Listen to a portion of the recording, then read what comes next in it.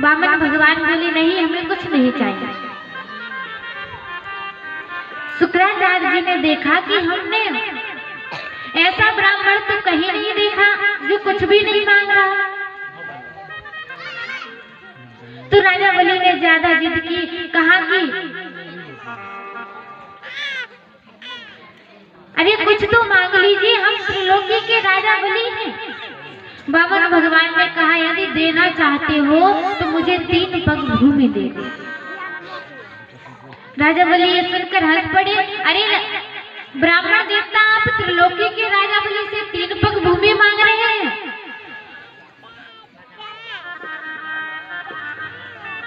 वामन भगवान बोले राजन देना हो तो दो, हम तो 3 पग ही लेंगे। शुक्राचार्य जी ने ध्यान लगाकर देखा कि ये तो भगवान विष्णु हैं। राजा बलि ने जब कहा कि ठीक है मैं आपको 3 पग भूमि देता हूँ, तो वामन भगवान बोले नहीं राजन, ऐसे नहीं, संकल्प करके दो। जैसे ही संकल्प करने वाले थे शुक्राचार्य जी ने आकर रोक दिया, राजन रुक जाओ, ये कोई वामन ब्राह्मण नहीं है, ये तो वही मायावी विष्णु है जो तुम्हें पहले छल गया था और अब फिर से देवताओं का काम बनाने के लिए तुम्हें फिर से छलने आया है।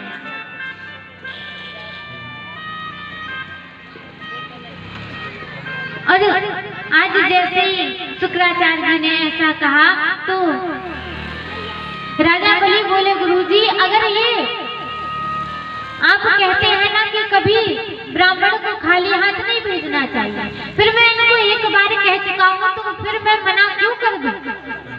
और अगर ये वास्तव में भगवान विष्णु हैं तो मैंने तो सुना था कि आज तक देने वाला सिर्फ भगवान है और लेने वाली सारी दुनिया है, वही भगवान आज मेरे दर पे आके 3 पग भूमि मांग रहे हैं, तो मैं इनको देने में मना नहीं करूंगा।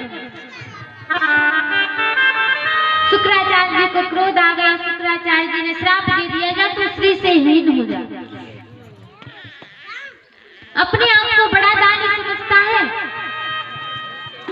राजा बलि शुक्राचार्य जी का श्राप स्वीकार करके जैसे ही संकल्प करने वाले थे कि शुक्राचार्य जी कमंडल की टोटी में आकर बैठे। अब जल निकले ही ना, भगवान समझ गए कि बीच में गुरुजी टांग अड़ा रहे हैं। भगवान ने कहा राजा, लगता है आपके कमंडल में जंग लग गई है, लाइए मैं छुटा देता हूं। और जैसे ही भगवान ने कमंडल लिया, अपने कुश के आसन से कुशा निकाली और फेंककर जैसे ही गुरुजी की आंख में मारी तो गुरुजी की दाहिनी आंख का गोविंदाय नमो नमः अब तो निकल कर भागी। अरे भगवान कोई ले रहा है कोई दे रहा है, हमने अपनी आंख बीच में वैसे गवा दी। आज राजा बलि ने संकल्प किया, मैं त्रिलोकी का राजा बलि वामन ब्राह्मण देवता को 3 पग भूमि प्रदान करता हूँ। जैसे ही संकल्प किया तो देखा सामने वामन नहीं बल्कि विराट खड़े थे। बोलो विराट भगवान की।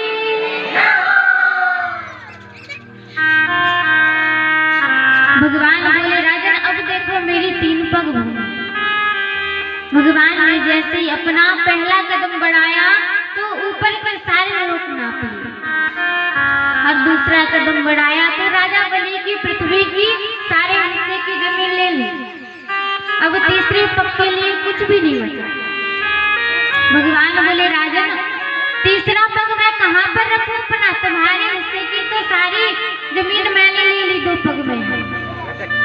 राजा बलि बोले प्रभु ये बताइए दान देने वाला का दान बड़ा होता है या दानवान?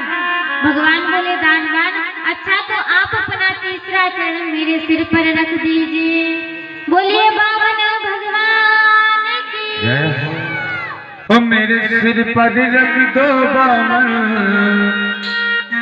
ओ मेरे सिर पर रख दो वामन, ओ अपने ये दोनों हाथ हो देना हो तो दीजिए जन्म जन्म का साथ, देना हो तो दीजिए